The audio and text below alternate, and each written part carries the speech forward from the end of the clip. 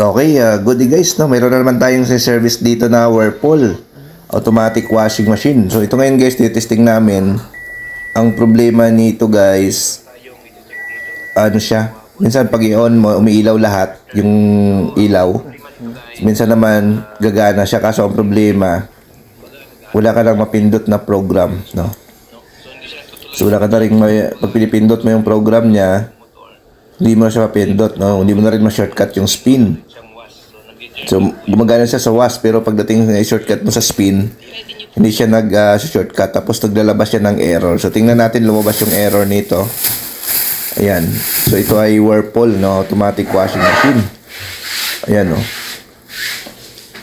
Ayan. So, ayaw mag-function yung ibang program, no? So, inaano natin, no? Kasi mamaya, baka naka-child lock lang.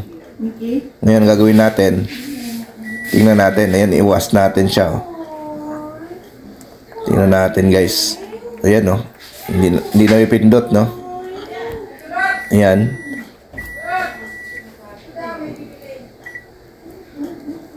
Wala namang board tab. So wala, no? Ayaw mapindot na yung mga button.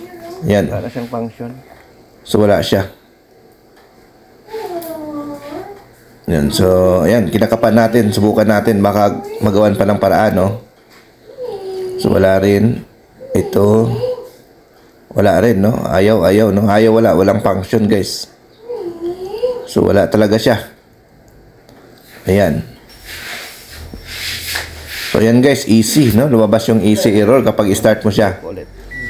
Ayan. So, yun, no? Easy error, guys. Last time, naglabas tayo ng easy error, no? Meron kaming nilabas nito na easy error, guys. Ayan, no? Ayaw talaga, no? So, kahit anong gagawin guys, ayaw niyang gumana. So, mayroon kaming vlog na easy error na naging problema lang. Nagkaroon siya ng lost contacts, no?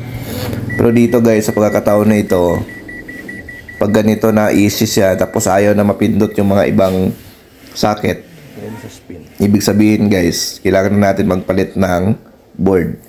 Ayan. Kasi nga, hindi na rin mapindot yung mga program niya, no? Yung mga ito, wala na, no? Kahit ilagay mo sa spin, hindi mo na siya mailagay, no? Iba na yung program na lumalabas, no? So, kapag ganito guys, ang gagawin nyo, easy error. Usually kasi guys, no, pag easy error ng ng Whirlpool, 99% yan guys, board ang problema kapag naglabas yan ng easy, no?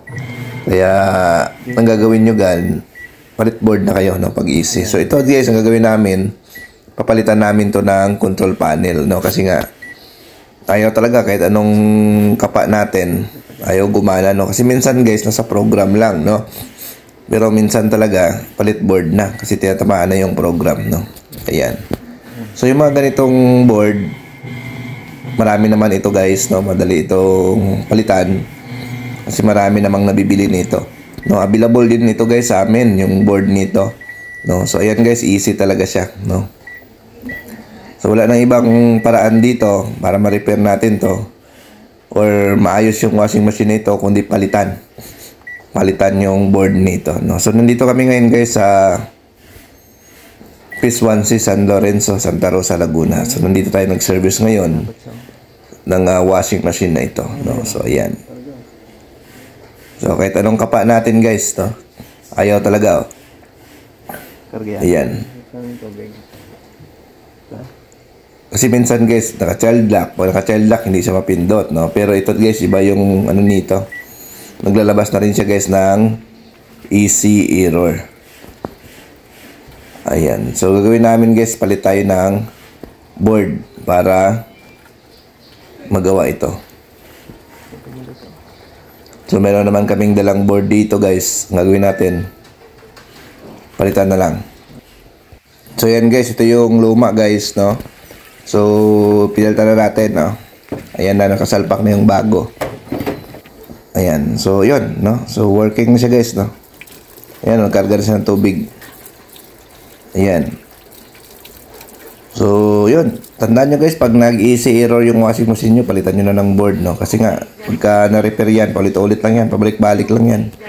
Kaya palitan nyo na. Okay guys, thank you, bye-bye.